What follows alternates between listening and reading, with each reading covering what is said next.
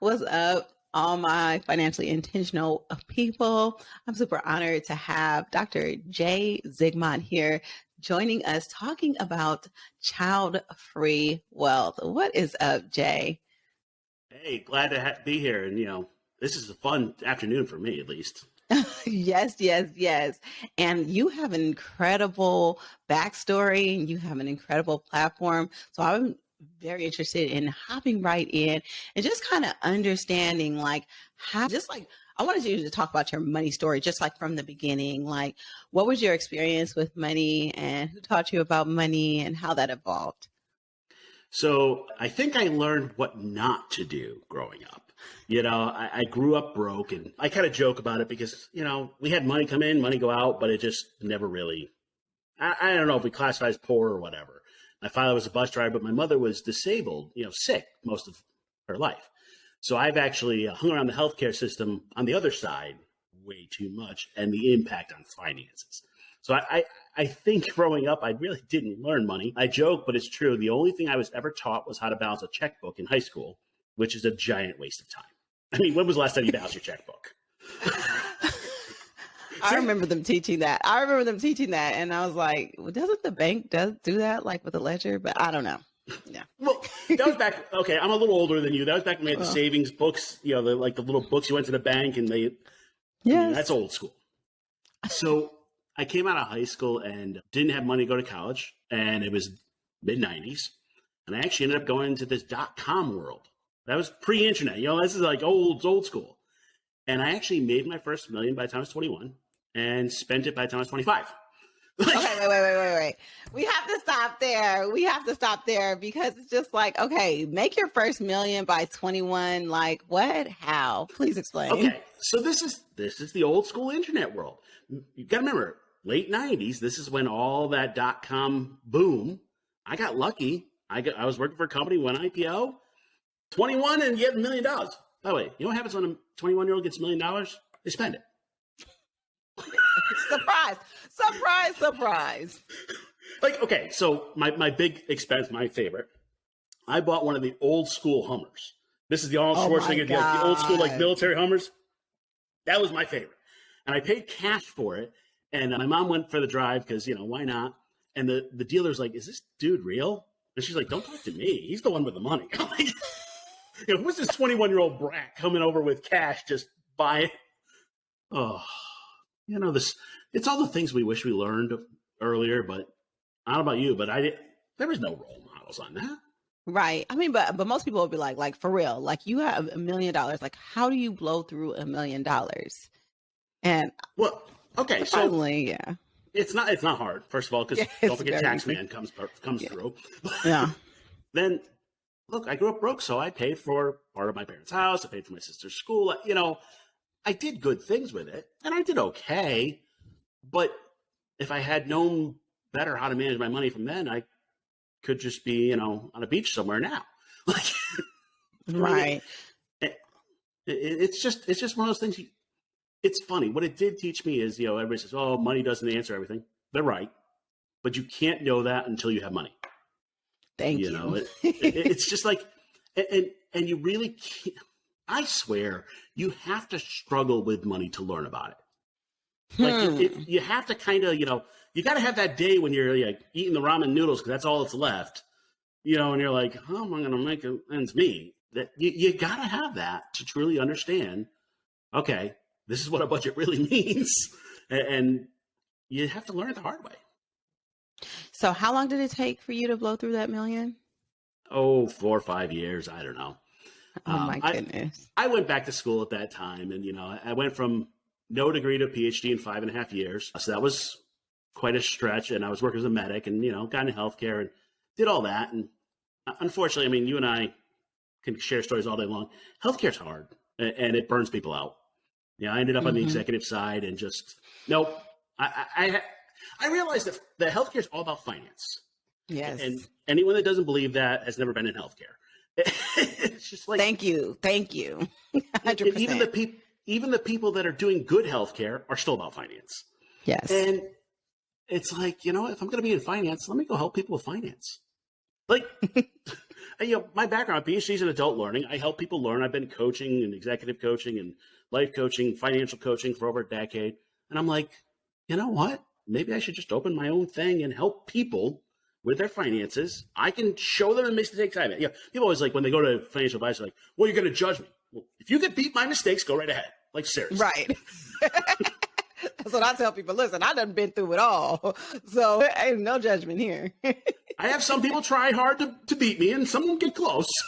But, it's just, you realize I can help more people by going out and teaching them the stuff I wish I learned. And from a personal standpoint, my wife and I are child-free. And I started kind of wondering, going, are me and my wife weird? And by the way, we are. We're both PhDs. There's some weird stuff there, okay? When you get two doctors in the family, it's always weird. Yes, very much so. I have to agree, but in a good way. I mean, I don't necessarily think weird is bad, though. I think weird means that you're like a one percenter. And I've always kind of been in a 1%, and I've always been thought of as weird. So I don't necessarily think weird is bad. Weird is quirky. But there are some good things about being weird because you kind of approach life a little bit differently, especially in the choice that you got, the conscious decision that you guys made to be child free. And can you speak to like, what made you have that decision? What brought you to that decision? And then your wife to that decision, because, societally it's different for a man. I don't want no kids, but for a woman whose whole role on this earth is to bear children and be fruitful. What that decision don't get me started, because I swear some of this is regional.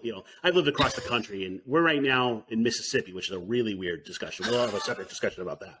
But my wife and I, when we first date and kind of going through and found out, hey, she's got a 50-50 chance of dying if she gets pregnant. Made our choice pretty clear for us. Okay, there's some terms. Child-free tends to be people by choice. Childless tends to be not by choice. There's like childless by choice, not by choice. There's lots of different terms.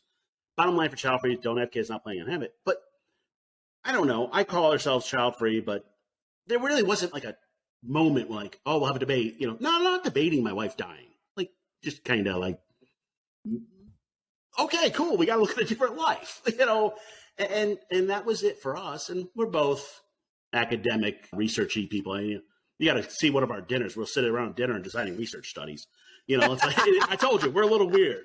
I don't think this is necessarily evidence-based. That N wasn't large enough. She's an epidemiologist. She's quantitative and qualitative. We're designing studies. I'm not joking. I love it. I would love to sit down with you guys. I would have so much fun. So for us, I mean, it's been interesting personally. I lived in the Midwest for a while. I had a staff member there stop me in the hall and say, hey, I've been thinking about you and your wife. You guys are really smart. You really need to have kids. I'm like, who do you think you are telling me? Of course you should proliferate, of course. I'm like, so you've been staying up at night thinking about me and my wife's bedroom. It's kind of like... but there's policies around what people do in the bedroom. You know what I'm saying? Like that's people's whole MO. It's very interesting, right? Yeah. I mean, the hard part is what people don't realize. A recent study came out of Michigan and found 1 in 5 adults self-identify as child-free. So we're talking about 20% of the U.S. We're not talking about a small group, but yet it's one of the few groups that's still okay to judge. I was at a financial conference the other day, and guy talking about estate planning, and by the way, talk about boring conferences, but that's a separate thing. But he's talking about estate planning, and he says, well, people without kids are the worst. I'm like, a what? Now, what he meant was there's changes to the estate planning, on who gets the stuff. But you can't say a group of people is the worst. And here he is on stage saying it. I'm like,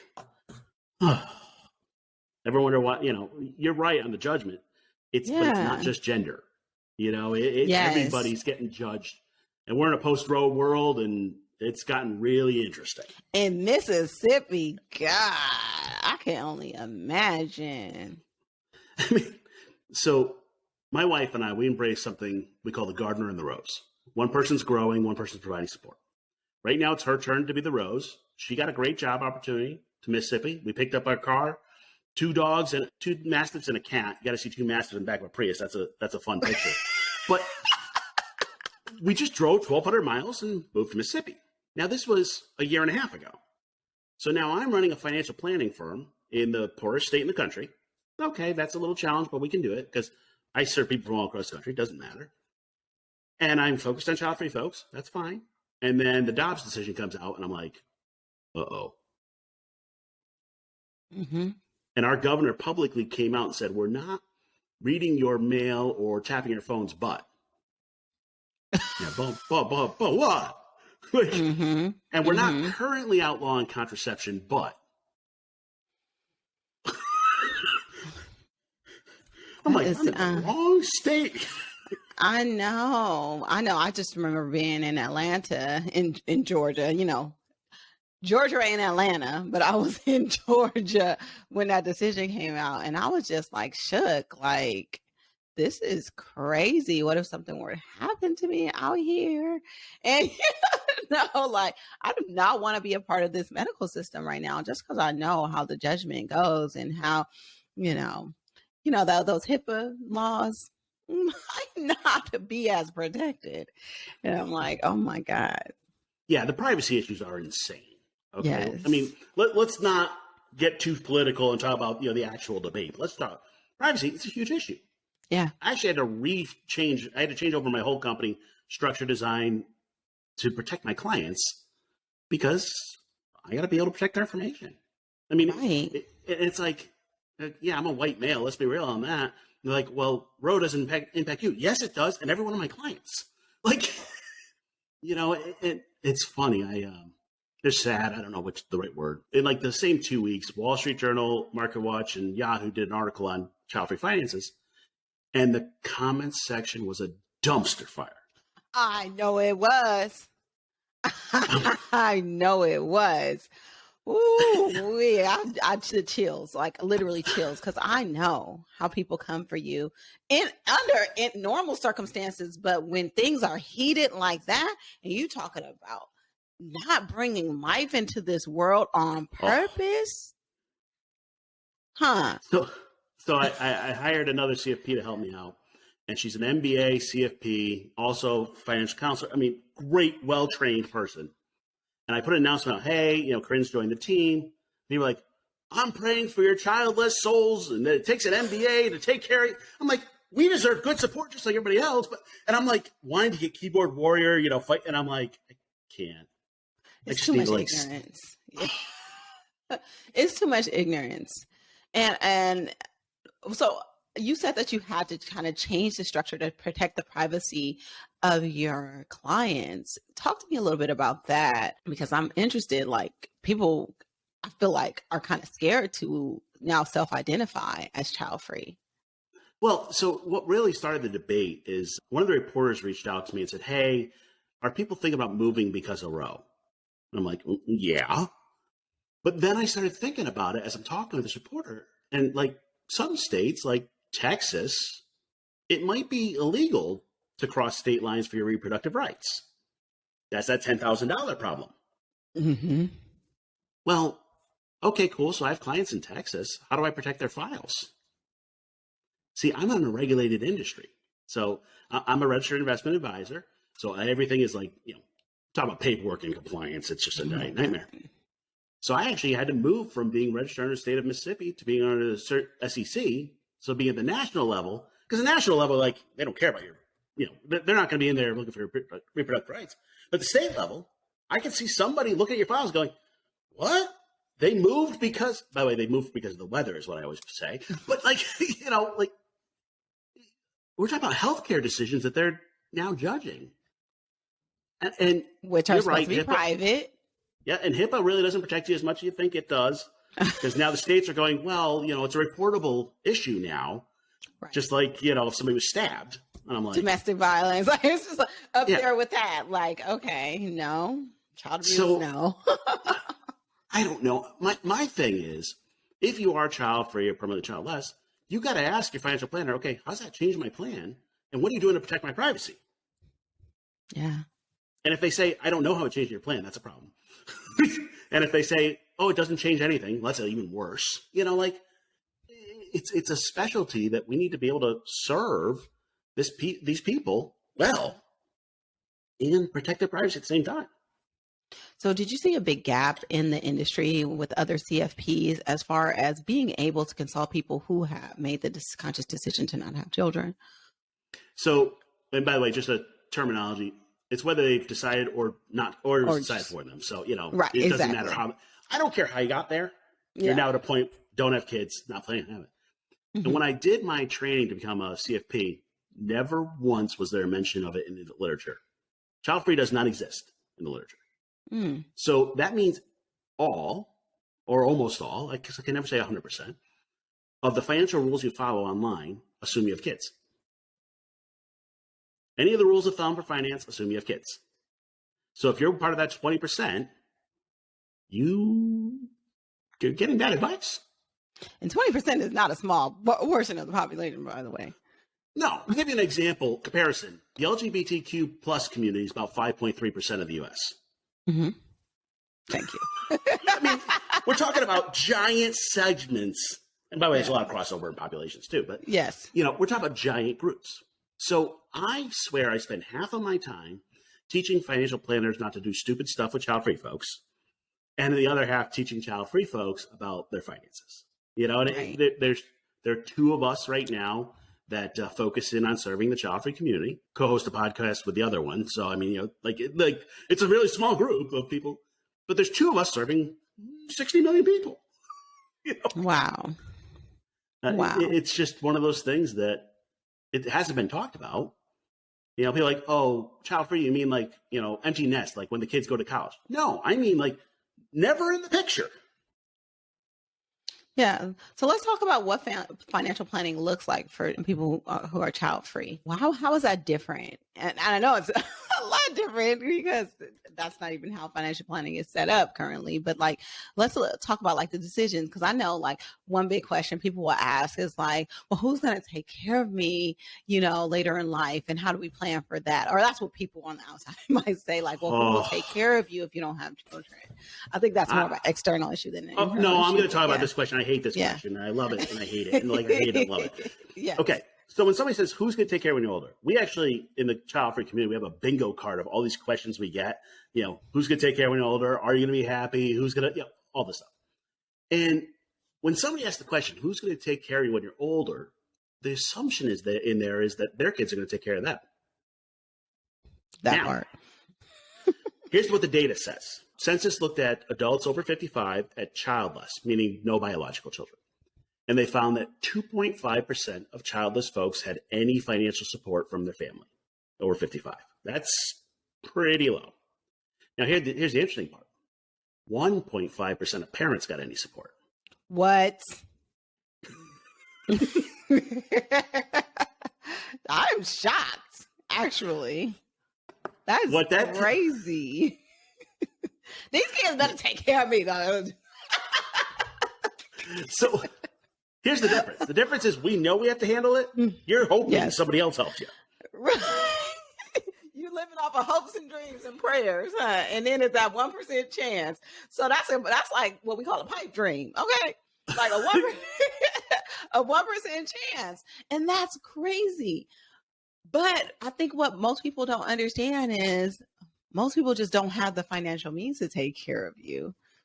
So because there's no planning involved. So now that someone is child free, they know that they have to plan for these things, right? And so I have clients, should know, right? Mm-hmm. Yeah, I have clients in their 30s asking me how to plan for long-term care. Because it's been beat into their head, hey, who's going to take care of it? And I'm like, cool, we can do insurance. We can do my goal is usually by the time you're mid-40s to have something in place. But we just addressed it. And now here's the thing. Truth is, everybody should be putting a plan for it. You're in California. The state of California is trying to pass a tax like Washington to help pay for long-term care, which means you're going to get to start paying part of your income tax to that. By the way, the coverage is crap. And I apologize. And by the way, we don't pay enough income taxes in California as it is. Yeah. So like in Washington, it's 0.58%, and it covers $100 a day for a year. Well, women on average will use 3.7 years of care, and it costs more like $250 to $300 a day. So it covers nothing, but it's like pretends like you're covered. Oh my God, that's making me sick to my stomach. Actually, just thinking about that. Like, so we're just throwing money away because it's not going to be able to cover anything. Unless they're going to drop the cost of coverage to support those plans, which, that's not going to happen. We just talked about healthcare being all about finance. It's cheaper to live on a cruise ship year round than most skilled nursing facilities. Thank you. It's just... and oh my God, and let's not talk about the quality of skilled nursing facilities. Talk about vomit inducing. Oh my God, the care there, the ratios, everything is just not even. Don't send your family there. Yeah, something like 60% or so, give or take a little, of long-term care is paid by Medicaid, which means they're getting bottom dollar. When I worked as a medic, we knew a Medicaid facility because your feet stuck to the floor, like literally, as you're walking through. That's how disgusting they are. I mean, let's be real on that. Yeah. The other thing is, if you actually talk to staff there, you go, hey, grandma's here. How often does she get visitors? Never. Thanksgiving, Christmas, So here's the difference. Child-free folks, we just go, we're going to plan for it and take care of it ourselves. They ask who's going to take care of you?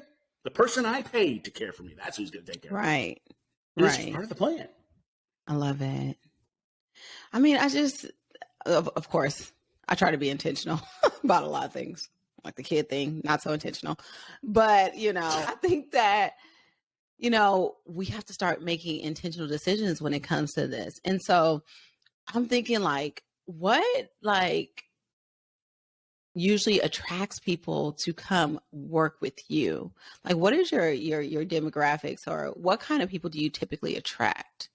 Yeah. So guess what? They're child-free. Whoa, surprise.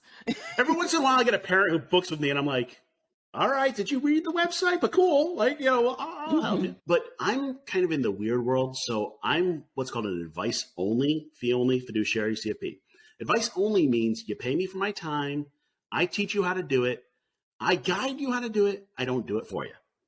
Love it. So my background's in learning. So I actually have two sets of products. I have one I call the self-directed product. I have 15 courses, 100 videos, group sessions every week, $50 a month. If you can't afford it, well, at $50 a month, most people can afford it. That's a streaming service. That is freaking crazy. And then I have one-on-one, which is $500 a month. You get the higher level service, if you want to dive in deeper. But what happens is I don't charge for assets or sell you products, right? So the thing with child-free folks is, as a whole, they don't care how much money they have at the end. They want to have their last $100 on the way out. Well, guess what? If you're going to somebody that's all about investing, they might make a financial plan that doesn't match your goals. Mm-hmm. So what happens is the people that reach out to me, first thing you should get is, a lot of people don't realize the term child-free, so they're like, oh, that's me. They just know they don't have kids. And then they go, oh, you're going to teach me how to do this? Yep. And you know what? I tell everybody is, so if you're working one-on-one, $500 a month, I said, hey, if you're not getting $500 of value, I want you to fire me. Yes. And I don't want you to be my customer forever. I'd love you to hang around, but when you're stable, you're good. But the thing with child-free folks is, being child-free means you have the time, money, and freedom to do what you want. I got people that in a year will be like, oh, I'm going to go do this job. Nope. And then I'm going to move around the country. Nope. I'm going to go follow my passion. I'm going to go to a different country, all in a year. So their financial planning, it's called ongoing. We do a little bit each month. And what ends up happening is it shifts with them. Yeah. It matches their life. No two of my financial plans look the same because child-free life is different. But also just personal finances is different. It's going to be different for everyone. And I think people don't understand that. They think that they come to you, especially as a CFP, and they come to me, but especially a CFP, and be like, here's what's going on. Fix my finances, do it all for me, and then I'll be wealthy, and then that'll solve all my financial problems. And not understanding that it's so freaking dynamic. Even if you're not moving around and changing jobs every freaking year, things happen in life, And if you don't actually learn how to manage your finances, first of all, you're always going to be dependent on someone, which is not a great place to be in with your finances. And second of all, you're probably not going to be where you want to be financially because you're going to keep on making the same mistakes and not understanding why. Absolutely. So 80% of your success with money is your behaviors with money. Your mindset, your behaviors, all that. Cool. So by the way, that's where I spend my time. The 20% of the numbers, actually really easy. I can do the numbers in my sleep. Okay, most people are not complex enough that it's really an issue. I mean, even millions and millions. And by the way, making more money does not fix your behaviors. Let's say that again, okay? I get people. I had somebody the other day. I was working press like some number. I forget. It was 54%, something like that. Of women making over $250,000 a year are still stressed about money. I'm like, paycheck no, duh, paycheck, because they didn't change their behaviors. Oh, it just inflated with your paycheck. So I focus in on, okay, what do we have to change? And by the way, when you get a couple, that becomes interesting because we have two sets of behaviors coming together. And I just shared, and I'll share you the link afterwards. I have a couple who actually volunteered to have their session recorded and shared publicly. Okay, talk about an interesting one. Yes. So I have their first session up. And the first session, we didn't talk about numbers at all. We talked about goals. What do you want with your life? What's the meaning of life? Why? I'd say create your life first, then we'll figure out the finances. And people go, wait, what? I'm like, if you're happier, that's what matters, not collecting dollar signs. And people always think like, oh, I talked to a financial planner, it's just all about numbers. No, numbers are the easy part. I love it. I love your model. I think it's, first of all, to work with a typical fee-only fiduciary CFP, you guys, is usually about 5 times higher than how much Dr. J is going to you. You got PhD level CFP working with you. So I think, first of all, your services are amazing, but also from the point of like, you are really educating people and those plans are able to adapt to the whims that come along with you living unique, but not so unique if you're 20%, that's a pretty big percentage lifestyle, right? And so I think that, first of all, I just want to applaud you on having such amazing services, because I think so many people can benefit from it. But can you walk me through like, from starting off as a customer, like what that customer journey usually looks like? Yeah, so there's two different paths. One is the self-directed. They're learning it on their own. They actually do a full assessment, which then says, these are your priorities for now. Because by the way, thing with money, you can't fix it all tomorrow. Like seriously, if you don't have a budget, you got to get a budget first. And people are like, that's boring. I'm like, I want to talk about crypto and investing. I'm like, no. Oh my God. Skipping steps like a mug. Like. So on the self-directed, they get assessment. Here's where you're going to work on. Each month there's a project, and we got group sessions on. On the one-on-one, what we do is if you and I are meeting, first thing is the intro meeting. It's free. So you just got, say, hey, do you want to match? And I encourage everybody to try out 2 or 3 financial planners because you got to find the right fit. All right. So it's like a therapist or a doctor or anything else. Yep. Like, you're not going to jive with everyone. Yeah. And by the way, it's not necessarily the best skills, it's the best fit. Yeah, I got a PhD and a CFP, but yeah, so what? It's sometimes just the fit is right or wrong. But what I do is each month we work on 1 or 2 things. So if you're meeting with me, you bring 1 or 2 things you want to talk about. I bring 1 or 2 things we want to talk about. So a great example of this is nobody wants to talk about taxes or insurance, but I want to talk about taxes and insurance. Okay, we're here in October, November. It's time for open enrollment. Which benefits should you take? They go, well, I just checked whatever HR told me. No, seriously. Lord Jesus. It's a huge choice on what you're doing. Yes. And then we get to the end of the year, we're talking about taxes. Okay, what can we do this year? The end of the year, the tax is going to help us for what we file next year and how do we. So each month we're making 1 or 2 improvements. The reason I do that is because that's all you can handle. Yeah, and we start where you're at. If we got to start with budgeting, we start with budgeting. You got budgeting down, you're out of debt, you got savings, let's work on investing. Let's work on long-term care. Let's work on insurance. And what happens is I also end up, because it's child-free, working a lot of people have small businesses, which your small business financial planning and your personal financial planning get mixed together into a nightmare. So we have to pull them apart. See, you're shaking your head because you know what I'm talking about. Listen, I know firsthand what you're talking about. Yes. Be sure to read the book Profit First. If you haven't Yes. done it, that's got to be on your list. But my Yes. point is, we work on it from where people are at and make one or two improvements at a time.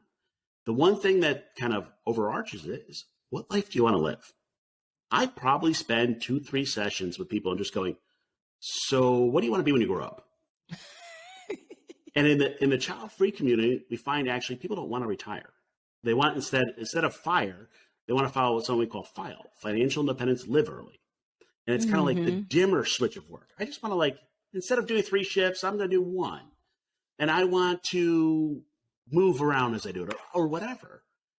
And especially with couples, we're talking about, okay, this gardening the rows, you take your turn growing, you take a sabbatical, you grow, your turn, we'll take turn. And those are much harder questions than what should I invest in? What should I invest in is easy. I think you can learn investing on your own. The goals, tax planning, insurance, the big financial planning, that's where you need help. I want to talk about life insurance because a lot of people look at that different, well, why do I need life insurance if I'm not leaving it to someone? What is your stance on life insurance? And I know it's probably individual, but do you have a general stance on it? Yep. For child-free and childless folks, remember, the goal of life insurance is to cover your income if you're gone. Somebody has to rely on your income. If you don't have a next of kin, chances are your spouse is actually going to be okay if you're gone. They're going to be sad that you're gone, but they're going to be okay financially. Life insurance is less of a priority. To the point where with my child-free folks, I'm going, prove to me you need life insurance. Do you have a debt? Do you have a family member require, or a business, or you got there's some specific corner cases. But in most cases, I go, yeah, let's ignore the life insurance. Do you have disability insurance? And they go, no, I have life insurance. I'm like, well, what happens is more likely you're going to get disabled and your costs go up when you're disabled and you're not going to have an income. So let's move that money from life insurance to disability insurance. Why don't people talk about that? Oh my God. I swear. Okay, you want to know why they don't talk about it? Because they make money selling life insurance. I sell no products. So if I recommend a product, I think it's good for you. Yes. I get nothing from it. The reason why people talk about life insurance is that's where they make their commissions. Well, there it is. Follow the money. Disability has very little in commissions for people selling insurance. So let me just give you a take on how I feel about life insurance. If you're child free, I 100% agree. But I have a special focus on the African American community. And I just feel for our community, we have started from zero too many times. Each generation started from zero or at a deficit. So I always say, if you're in a good financial place and you have family members that you want to help out so they don't have to start from zero, that's where I advocate for life insurance. However, so I don't know if you know Diana Merriman. She runs the economy conference and she is child free. And I asked her about her life insurance and she was like, listen, at the end of the day, my net worth is going to be whatever million. And why would I pay for life insurance? I'll just leave that to them if that's what I wanted to do. And so I was like, oh yeah, that's a different way to look at it too. But that's not always where a lot of people are. And so that's my one argument for life insurance for someone who's child free. Yep, I'm with you in general on that, and that's by one of those corner cases, you're buying it to give it away. Yeah. But I'm going to challenge you a bit on that one and say, okay, cool. You got family that you love and you want to help them not to get a zero. You know what would be more impactful than putting life insurance? Is let's give them that money from the life insurance and invest it in them now. And tell me how that would work. Yeah. If you haven't read it yet, great book called Die with Zero. And the concept is, hey, I'm going to spend my money now on experiences and helping people and literally die with zero. Now, my child-free folks, that's whether they read the book or not, that's kind of the concept they're trying to get to. My nephews will get whatever's left over for me and my wife, but if they get $100, 100,000 or $1 million, I don't care. And here's the thing. They're going to get that money when they don't need it. Because I'm going to hopefully die when I'm 80, which is going to make them, 50s, 60s. They don't need the money then. You know when they need the money? Now. So here's what my wife and I do. Oh, I hope my nephews aren't listening. But we put money aside into a 529 every month for their college savings. By the way, it's about the same as we would put on life insurance, but it's growing for them. Tax free. And I put a spin on this. So if you haven't figured it out yet, great for anyone going back to school. There's a website called modernstates.org. You can actually test out of up to 2 years of college. They will train you to take the test and pay for you to take the test.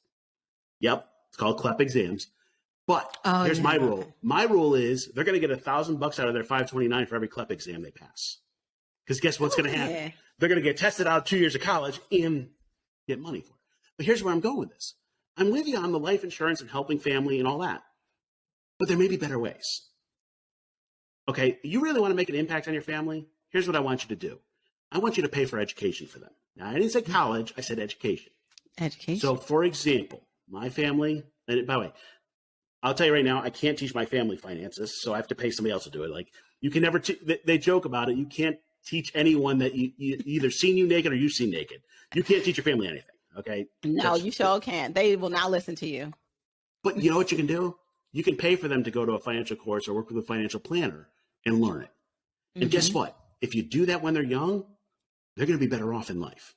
Or you know what? Maybe I give them that $5,000 they need to start a business. That is going to have more of an impact than them getting $1 million from life insurance when I die 20 years from now. Amen. I agree. 100%. Well, but you just said we're going to buy life insurance to help them. So So for me, I'm thinking about like you have an uncle that dies when you're in college and you get that $10,000-$20,000, even if it's just that little bit, that much can change your financial picture. And that's how I'm looking at it. I'm not talking about later in life. Like, so that's how I'm looking at it. Like if we all had that auntie, that great auntie that died when we was in college, we'd be a lot better off. So here's the point. You just made the point. It's the great auntie that'll be the right timing. Exactly. The auntie is not the right timing. So what happens is if you're buying life insurance now to take care of your nephews or family or others, you might be better off investing that money into them now because that's when they need it, not when you die. You actually, if you're going to do life insurance, like you said, skip a generation. Okay. It's a timing thing. It is. And it makes a lot of sense. And I think it's something that's actionable. But I love the 529 idea. I love the testing out the 2 years of college. Like that's genius. Like that's something that I wasn't taught. And I think it's totally underrated. Like for me, I was taught, go to the best school by any means necessary, which means I went to USC, was when I went to USC in 1999, $40-something thousand a year. With no way of paying for that. Like I didn't even know what $40,000 looked like on paper, for real. And so I think like actually teaching kids to understand the cost of their decisions and their choices. Like I think we have this focus on like, what are you going to be when you want to grow up as a kid, instead of being like, let's talk about how we're going to finance your life going forward. I think the conversation needs to shift. And I think that the way that you're teaching your nephews is amazing. And I hope they're listening. Well, no, because they're not going to ask for the money. But here's the thing. So I've got a PhD and I've done a lot of college. I've taught at big universities. I've done all that. I cannot financially justify going into debt to go to college. It ain't worth it. The return on investment just isn't there. It's horrible. My thing, I actually did my bachelor's in 9 months. So I did the testing out in online education when it first started at a state college. And I went from no degree to a PhD in 5.5 years. But wait. Because when I go back to like your origin story, like, well, how did you learn how to do that? How did you know you can do that? Okay. This is actually a silly story, but that's okay. I went out for a night, let's call that, with a young lady who told me she did her college in 3 years. And I was like, you think you can do college in less than 4 years?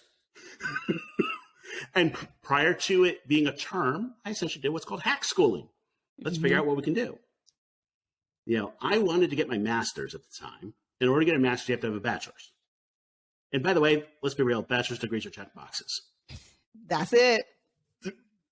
They're down to the minimum to like get a job anywhere. No. Okay. Sometimes it's better to not even have a bachelor's degree because then you start off way further ahead than your colleagues that have a bachelor's degree. Right. But that's a whole nother story. So I was working as a medic, and I said, look, I'd rather my life suck for a short period of time I was working overnights, and I would study overnight and then take tests and do all this.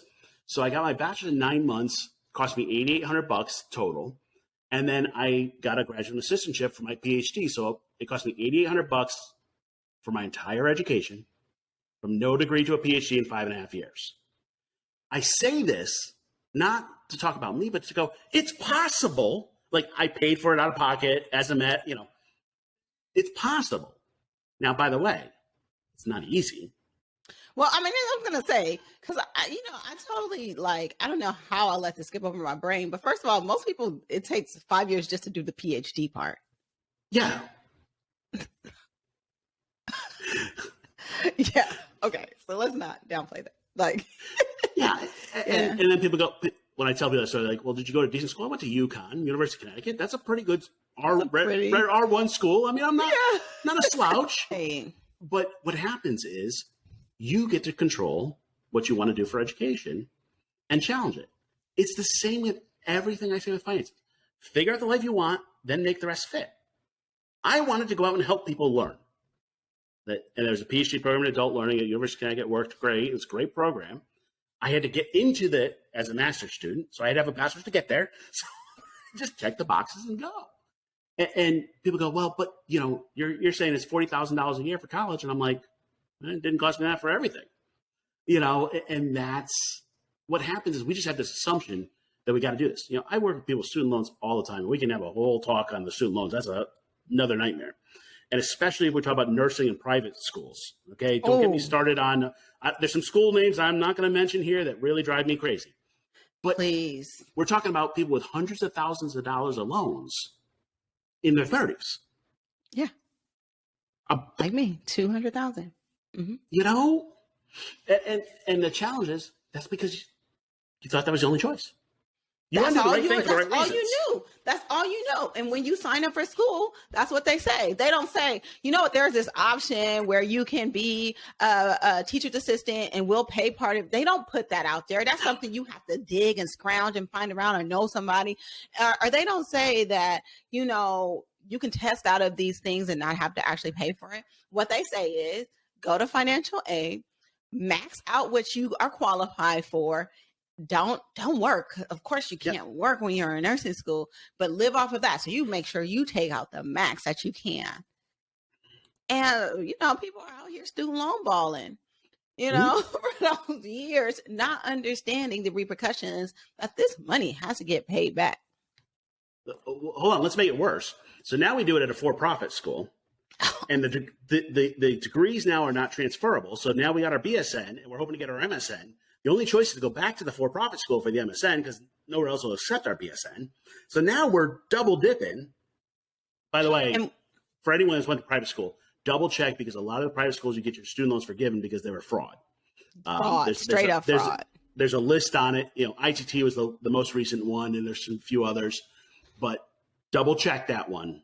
If you went to a for-profit school, there's a whole list and a whole lot of court cases to go with. So these for-profit schools are not cheap. They're like close to $100,000 a year. And all they do is specialize in making sure that you they focus on not your education, but making sure you can pay for it, not getting you into a job when you get out. All their focus is making sure you can pay them. So let's be clear on that. Like when you choose where you want to go to school, and some people think like, oh, well, it's a fast track to get to where I want to be. And, there's all these wait lists. Everything has a cost. You need to understand that cost. And here's the bottom line of all of this, everything we've talked about. If you go on Google and you Google, how do I do blank? You're going to find answers. And if you go, how to go to school, the answer is student loans. If you go on finances, there'll be certain rules. Here's the thing. None of that fits you. You could actually work with a professional to tell you, hey, by the way, here's how a plan works for you in your situation, not, oh, this is what you have to do. Anytime somebody tells you have to do something, there's another way around it. There's always some other way. And let's just do the legal ways. But, there's always another way. Yeah. And so speaking of working with people and people telling you what to do. I think that in my community and in particular, I feel like a lot of people are oversold into products that they don't need by fake financial advisors as well. And I'm sure it happens in the child-free community. Are you? Do you really want me to go on this soapbox? Do you really? I'll go there. I do. Okay, I do, because so people need to hear it. Because maybe they'll listen to a white man tell them that before they listen to me. Because sometimes people don't listen to me because I don't know what I'm talking about. Just a little black girl from Oakland. So I want you to talk. I want you to talk about it. Here's the thing you got to remember. I don't come out of the financial community. I came out of healthcare. I came out of education, and then came to finance. So I really don't know how the system's supposed to work. I just do it the way it's best for my clients. That's the reality. Here's the thing. Anyone in the U.S. can call themselves a financial advisor. There is no law that says you can't, you could just hang a shingle and say you're a financial advisor. So what you'll find is people are selling insurance and they go, oh, I'm a financial advisor. Then we also have, by the way, there's MLM, the pyramid scheme financial advisors. I'm not calling companies out intentionally here, but there are those. So here's what I say to everybody. Everyone should be looking for an advice only, fee only, fiduciary, certified financial planner. Doesn't have to be me. Okay, I can't serve everybody. Just reality check. There's actually a group. Cody Garrett's doing a lot of work on this Measure Twice planners. Actually, he has a great list of advice only financial planners. You pay them for their time.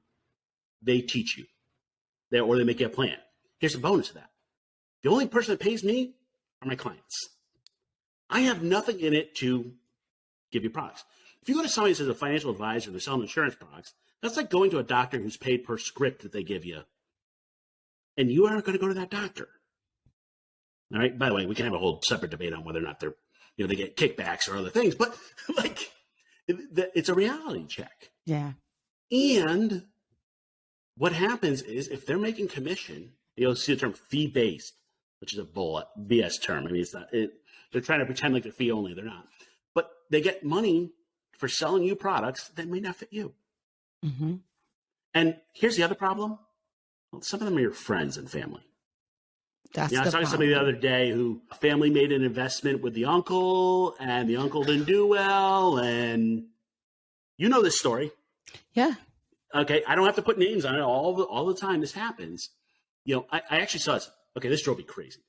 So somebody's niece did an internship, a summer internship with a financial firm. And part of the requirement of the internship was to bring, I think it was 4 family members in to meetings. Mm-hmm. I was like, are you friggin' kidding me? They're doing the internship as a marketing tool to drag amazing. Your family members in, and now you're doing a benefit for your niece, nephew, whatever. That's ridiculous. Sounds illegal, but I just feel like there's so many FINRA laws. Like, how can people get away with this? But so keep in mind, go back to it. The term financial advisor is not regulated. Yeah. I'm an investment advisor. That is regulated. Mm-hmm. Okay, got it. A financial advisor is not. Mm-hmm. And if you work with a brokerage firm, they follow a standard called best interest, where I have to follow a fiduciary standard. The fiduciary standard is I have to put you ahead of me. Best interest is I kind of think it's good for you. I don't know. I don't understand best interest completely. I'll be honest on that, but I'm like, that just doesn't sound like what I want. And that's because they're selling products. If you're being sold something, you should run away. Yep. If you don't know how you're paying that person, chances are. Yeah, if you're getting for free, you are the product. For free.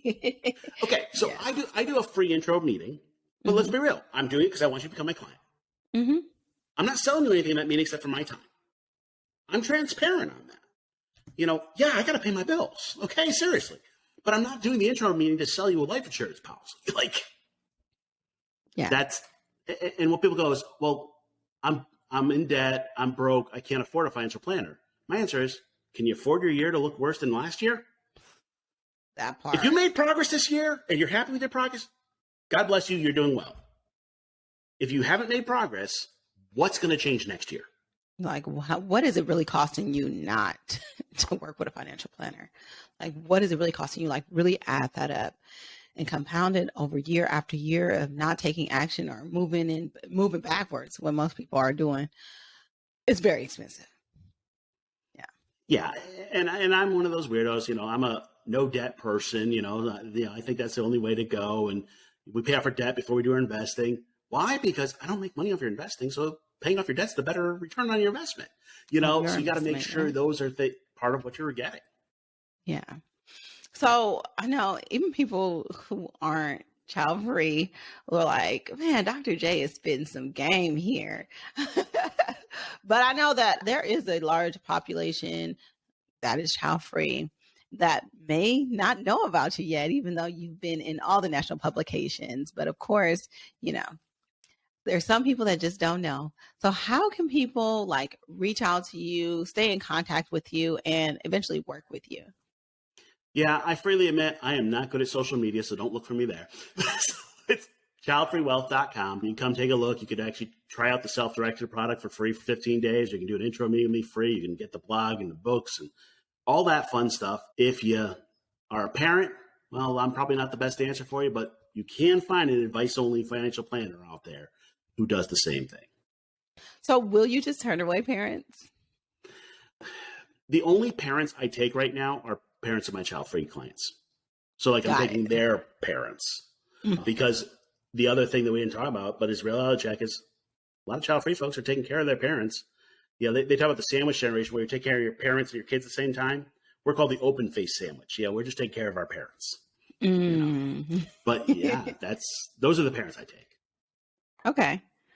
All right. So I think you provided a wealth of knowledge, and this has been an incredible conversation. And I'm so glad to talk about this because this isn't something that people talk about. I've never heard it on any podcast that I've listened to. And so super honored to have you here. And I'm just honored to be able to share this with my community. And you're just a wealth of knowledge, just a great person in general. So I appreciate you, Dr. J.